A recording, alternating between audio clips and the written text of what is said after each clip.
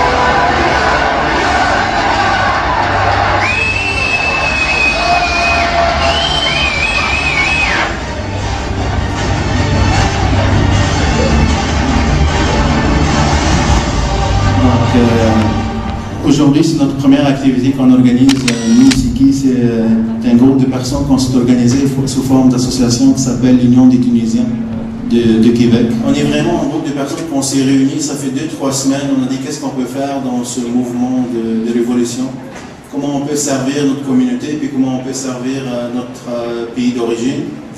Alors on a réfléchi, puis on est arrêté à une vision, mission et objectif généraux. C'est une association qui se veut inclusive, ouverte sur tous les Tunisiens et les Tunisiens.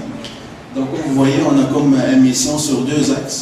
On veut servir la communauté ici, mais aussi on veut travailler notre pays d'origine. C'est une association socio-communautaire, sociale, culturelle.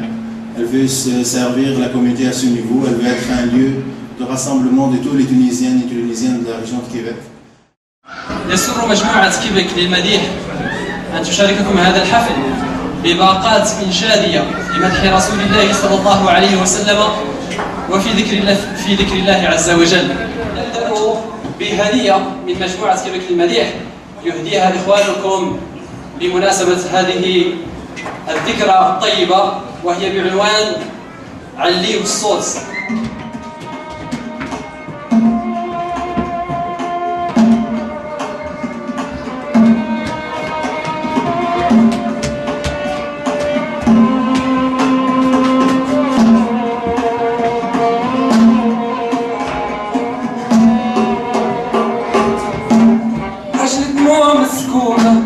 عيون الصبر أجل حقوق مسلوبة نعاند في الصخر، لأجل الناس المتعوبة، لأجل الأم المغلوبة النادي بالجار، أجل دموع مسكوبة عيون الصبر، من أجل حقوق مسلوبة نعاند في الصخر، لأجل الناس المتعوبة، لأجل الأم المغلوبة النادي بالجار، أجل بلادي ولاد بلادي، من أجل ولادي نعلي الصوت، نعلي الصوت، أجل بلادي نعلي الصوت، من أجل بلادي وولادي نعلي الصوت، كلنا نعلي الصوت.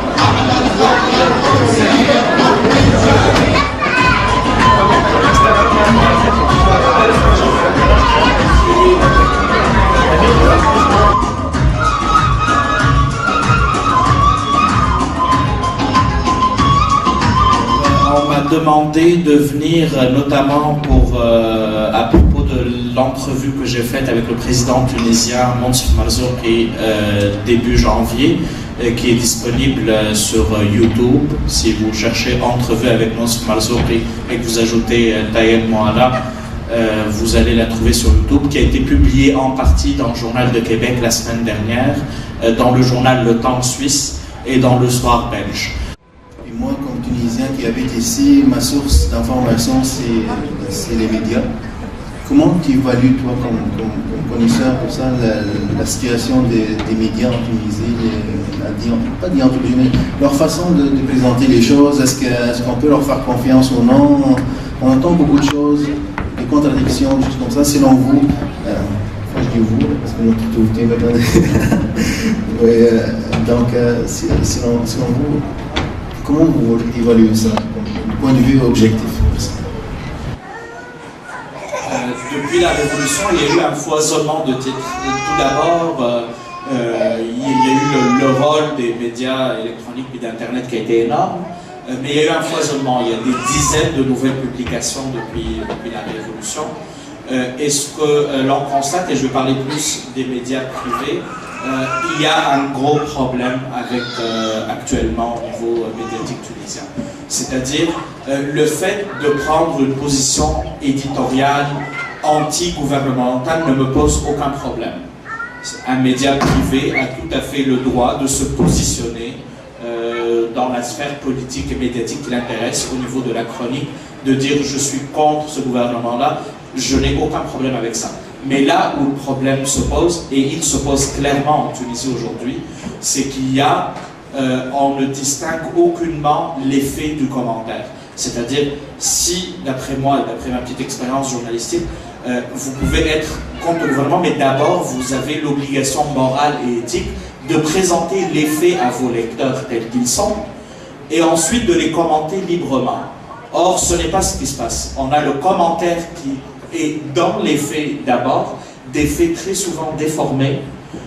Monsieur Marzouki particulièrement, à la fin d'entrevue, on ne le voit pas sur la cassette, mais il m'a dit, s'il vous plaît, Monsieur Moala, je vous demande une seule chose, de rapporter fidèlement ce que j'ai dit.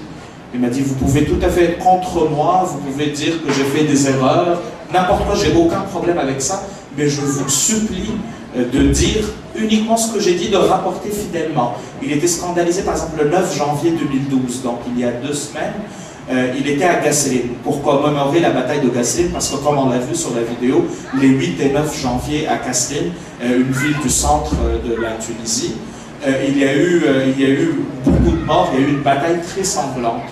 Et ce qui est sorti au début dans une radio tunisienne, c'est que le président il avait été accueilli au cri de dégage, qu'on l'avait dégagé de la ville, que les gens ne voulaient rien savoir de sa présence, et ça a été repris aussi par les agences de presse internationales qui citaient une seule source.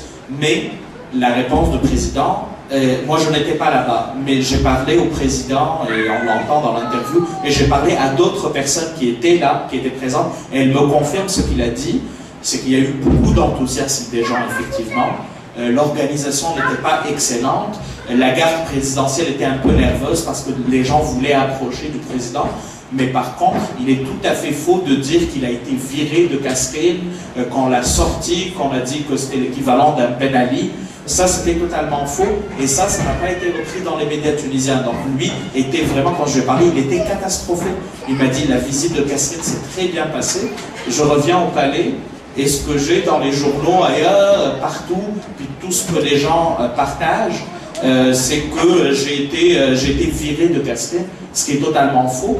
Donc il y a évidemment la responsabilité déontologique des médias, mais il y a aussi une responsabilité individuelle de chacun de nous, particulièrement avec Facebook et Twitter.